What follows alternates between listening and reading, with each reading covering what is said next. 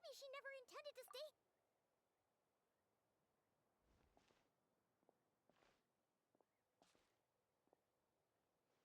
Traveler, watch out!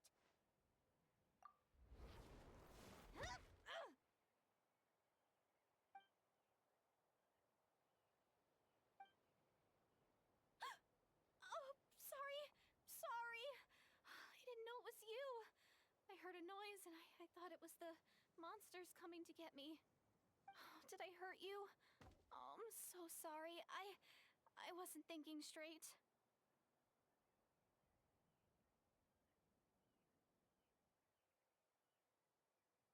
Phew. That was scary. Paimon thought we'd walked into a trap. Maybe we shouldn't have sneaked in without announcing it. Then you would have known we weren't monsters. To be honest, I've been really on edge since you left.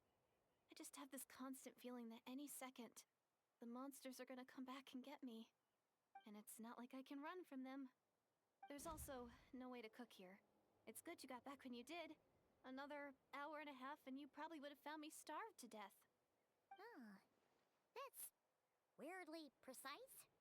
Though, it does explain why your attack on the Traveler was so weak. Wait, if you really thought you were gonna starve or get killed by monsters, why'd you promise that you'd be okay here on your own? I just didn't want to lose face in front of my hero. She already saved my life once. That's more than enough. I just don't want to come across as a constant burden. Huh. For someone on the brink of starvation, you're pretty preoccupied with your image. What's the real reason? What? That is the real reason. I'm kind of bearing my soul here, you know?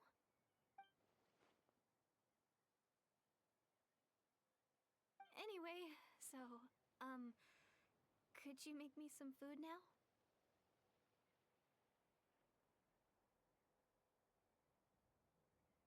Oh, Paimon's getting hungry now, too. Go on, then. You can join us for dinner.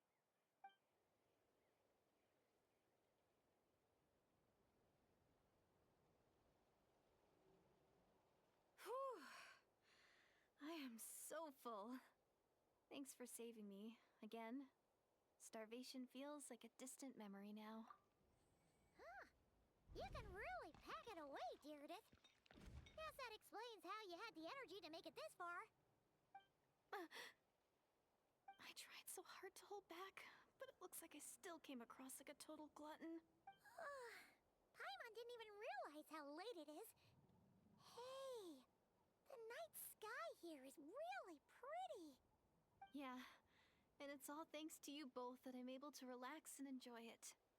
I was cooped up in that cave the whole time you were gone. Now, I'm finally out.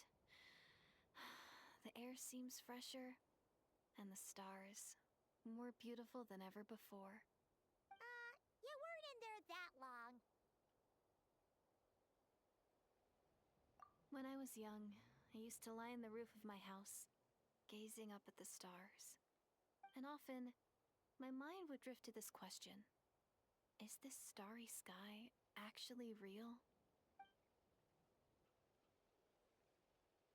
But my grandma would tell me the answer to that question doesn't really matter.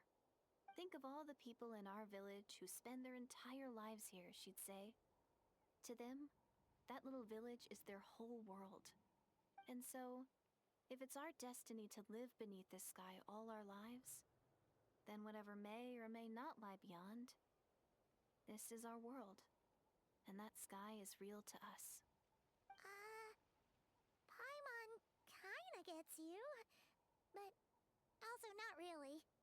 Is it kind of like how journeying with the Traveler is everything to Paimon right now? I really treasured my world for a really long time. The village was my everything. The houses, the scenery, stories I always loved to hear about the Savior. But I could never bring myself to agree with Grandma. Even if the village was my entire world, I still had to know what lay outside its borders. Yeah! Go you! So, I finally ventured out and set off on my journey to find the Savior. I'm going going to make my world bigger, one step at a time. And I'm not going to stop until I've seen what's beyond the stars. Maybe then, I'll finally get an answer to the question I had as a child. Who knows? Maybe one day, I'll be sitting and chatting just like we are now, but with someone from another world. Yeah, one day. Oh, if only we could tell her. But it's probably best not to open that can of worms right now. I need to find the savior and protect my world. Then, I can make sure it continues to grow. That's the most worthwhile thing I could think of doing, so I've been giving it everything I've got. You know what? It's pretty cool. Paimon kinda wants to root for you now. Sorry. I got a little carried away. I always get chatty after a hearty meal. Just like my grandma.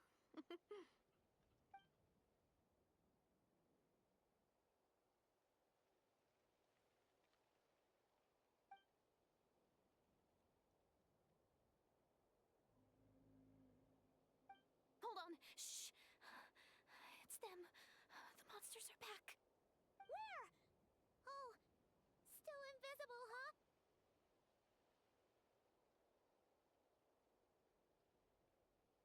Can you see them now?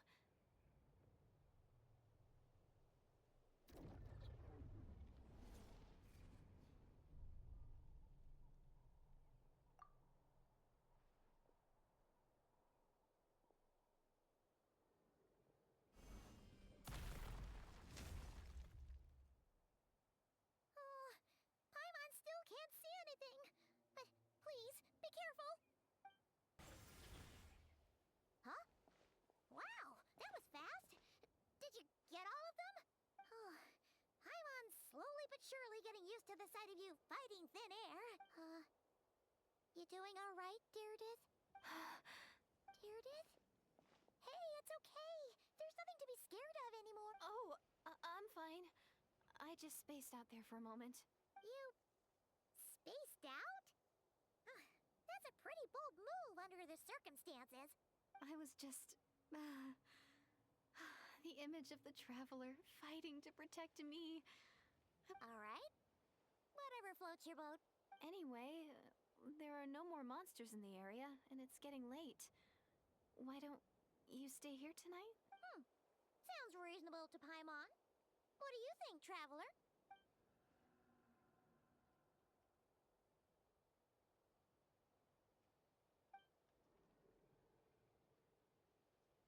All right. Diredyth will be... Huh? Diredyth? Why are you going in alone?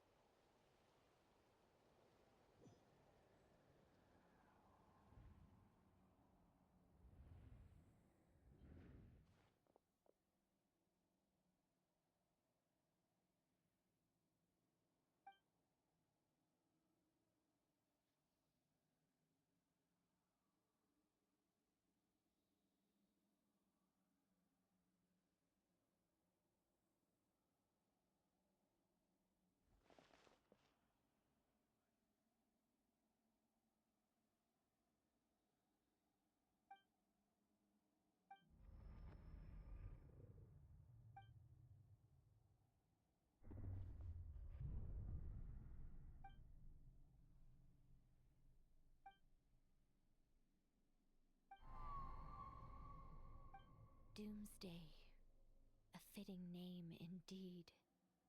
A blood-red sky, wild beasts that slaughter all in sight, endless pain, a terrible curse that cannot be reversed, and the birth of a savior.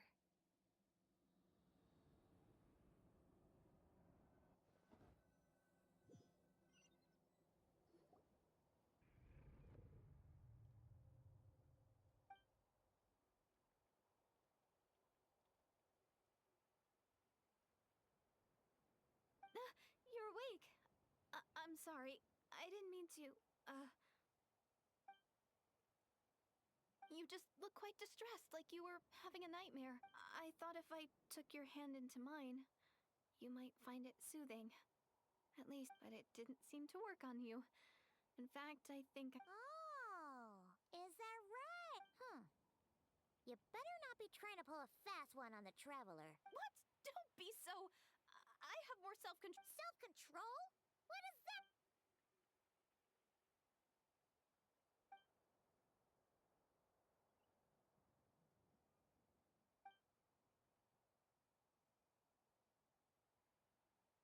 Ugh.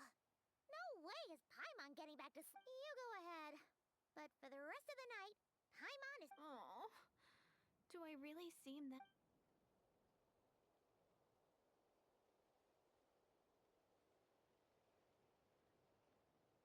Well, Diredyth, there should be enough food for 3 days. Make sure you eat the perishable stuff first, so nothing goes to waste. You can't tell which stuff is perishable, right? Yeah, I can tell from the ingredients. Think 3 days will definitely be enough time for my ankle to heal. Then I'll continue on my journey to find the savior. All right, then we'll be off. Bye for now, Diredyth. See you? Wait! But if this is goodbye, how am I supposed to find you again? Oh, I mean, what if I find your sibling? How am I supposed to let you know? Ah, that's a good point. We share the same goal, but we're constant. How about this? When the time comes, you can just write a letter to Mawika. She'll be able to find us for sure. Mawika? Who's Mawika?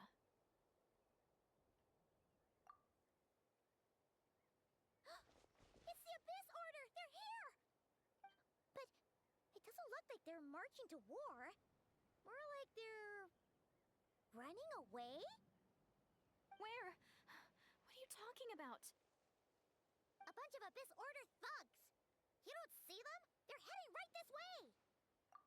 That's strange. I guess it's my turn to not be able to see the monsters.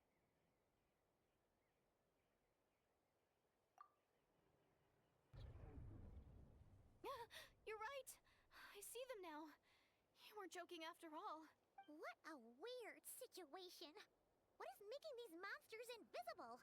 Is it Diredyth?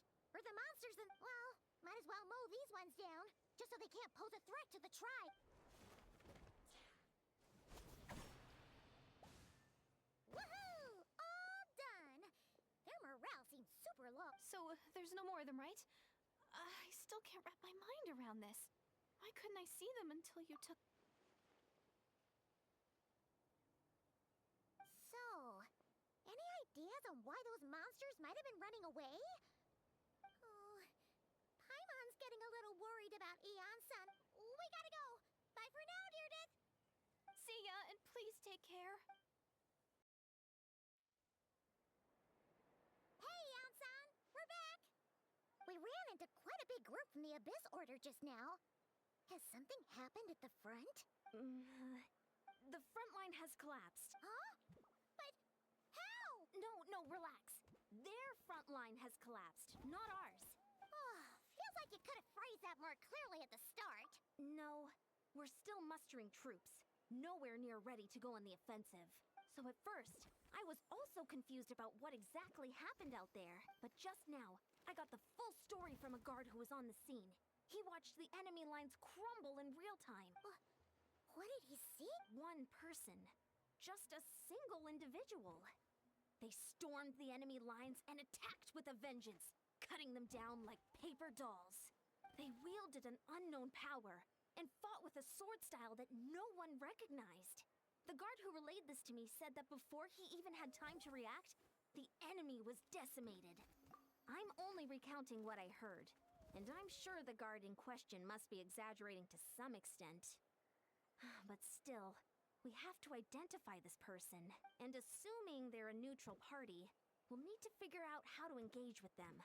Clearly they're a force to be reckoned with, so we don't want to come across as too weak or too hostile. It's quite a diplomatic conundrum. You don't need to sweat it, Iansan.